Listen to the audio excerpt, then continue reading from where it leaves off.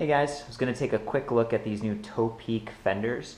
I was pretty excited when I saw them at Interbike a year ago because they work with larger knobby tires for off-road riding. They look really cool, and they actually extend pretty far down, so you get decent coverage. What we're looking at here is the Topeak DeFender XC1. It includes this front piece as well as that rear piece, and I'm going to show you how this connects just so we can optimize the way that it fits, and the size of your fork kind of plays into that.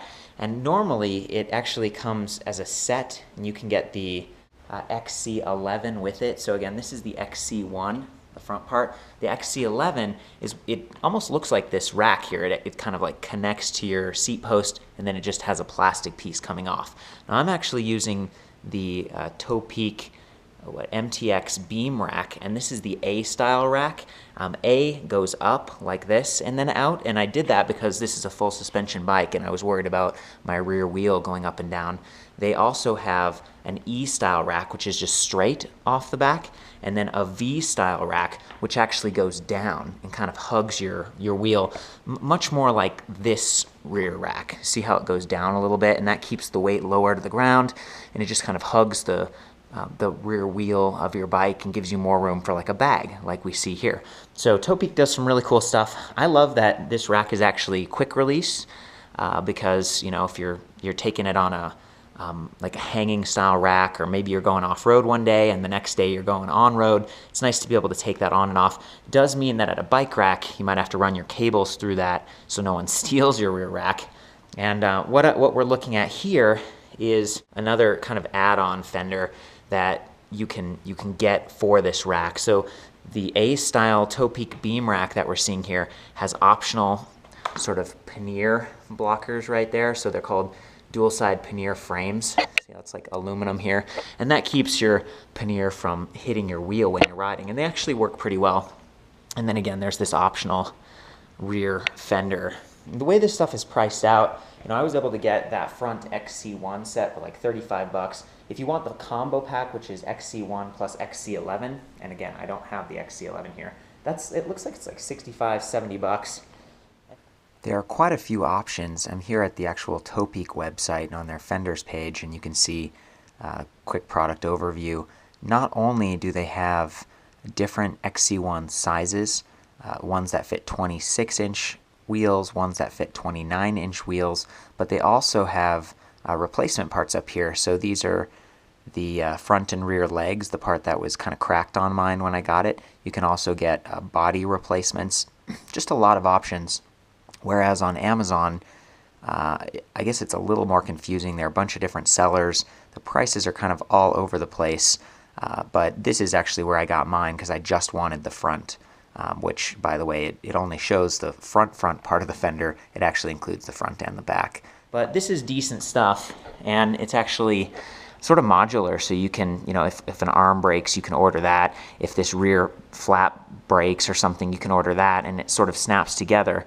You can see in here where the connector points are. Mine actually shipped to me broken. I got it off Amazon, and I've used some duct tape because, you know, it was cracked right here, and that was kind of a bummer, to be honest with you, but otherwise it worked pretty well, and you know, I didn't want to screw around with sending it back and everything. You can see it's got like really nice rubber for traction when it goes onto your bike, and yeah, you can put one on and leave the other off, which is neat if you don't want it sticking out the front. One of the downsides with many Fender sets is that when you try to mount them on a rack, the rack actually kind of gets in the way. So you can see how this arm, whoa boy, actually needs to secure this front wheel.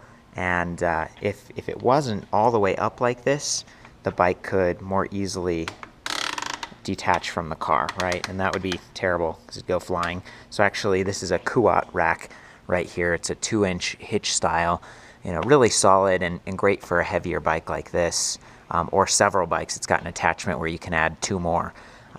But in order for it to really secure the bikes, it needs to go over the top of the wheel. Now, one of the cool things about the MTX racks from Topeak is that you can take the front piece off, and you can leave the rear piece. Also, the rear wheel here, we got the fender way up high. There's nothing else that needs to connect there besides this little sort of a ratchet setup at the bottom. So I don't know, it's kind of interesting and worth keeping in mind that you might have to take that front piece off. It does let a little bit of spray through right here.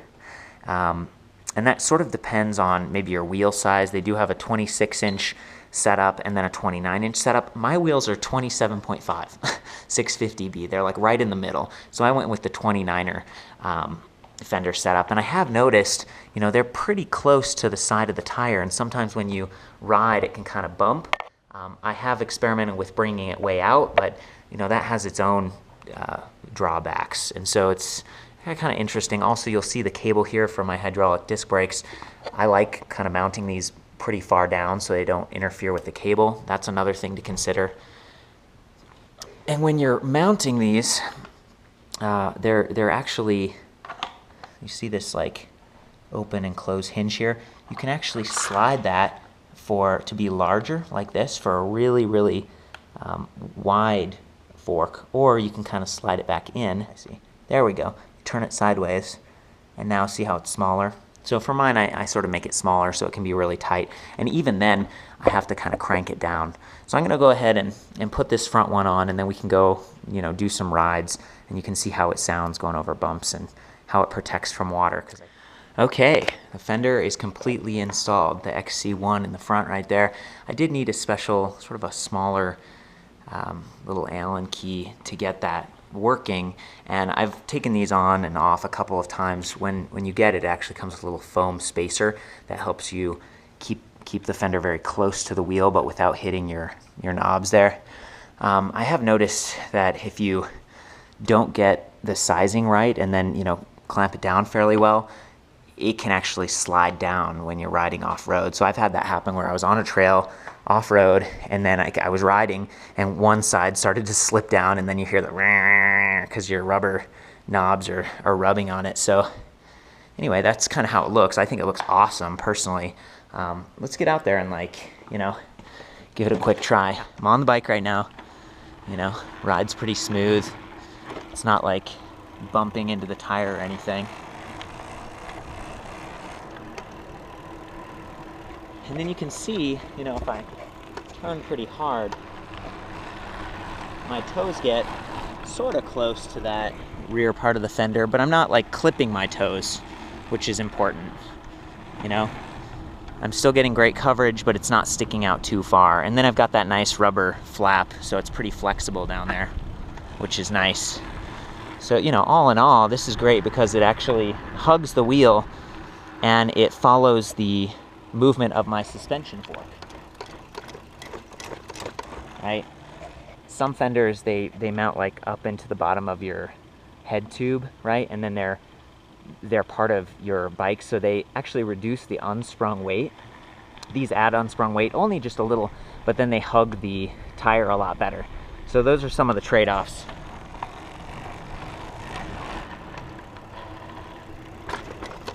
And again, the rear fender, in this case, that's sort of an accessory for that beam rack. It doesn't hug the tire nearly as closely. See how it's just real high? And it actually decreases the unsprung weight because it's not connected to your rear swing arms, like in this case. Basically just, you know, keeps you from getting a little bit more of a rooster tail, and maybe it keeps your panniers and your rack a little bit cleaner. So that's kind of cool.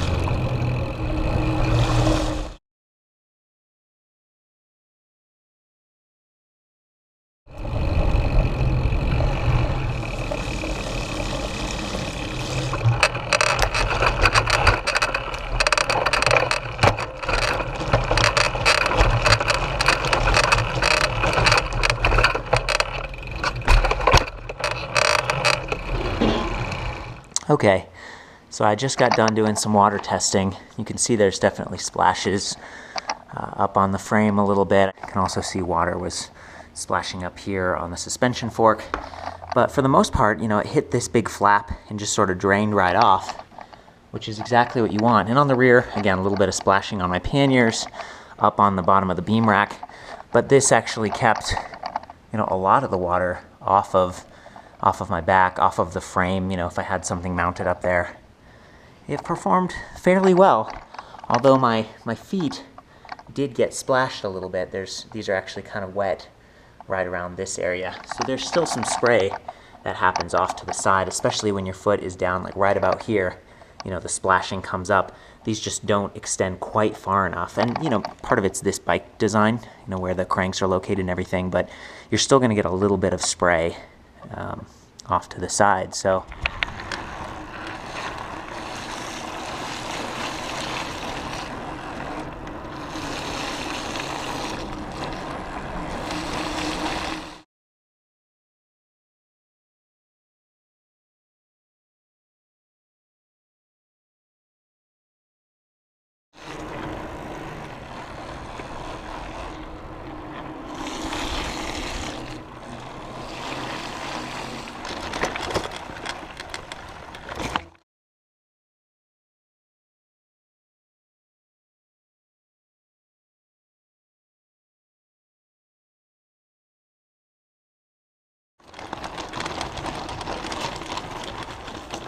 whew.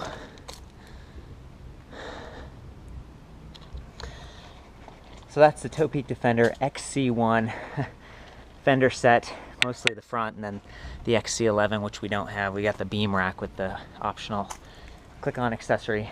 Yeah, also this bike, it's a High Bike Xduro FS full suspension, 27.5.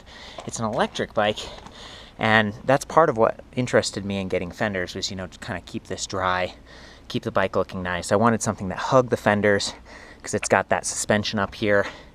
If you're interested in learning more about this bike or other electric bikes, I have another channel called Electric Bike Review and a website, electricbikereview.com. Hope this helps you out. Enjoy your time out there. Ride safe.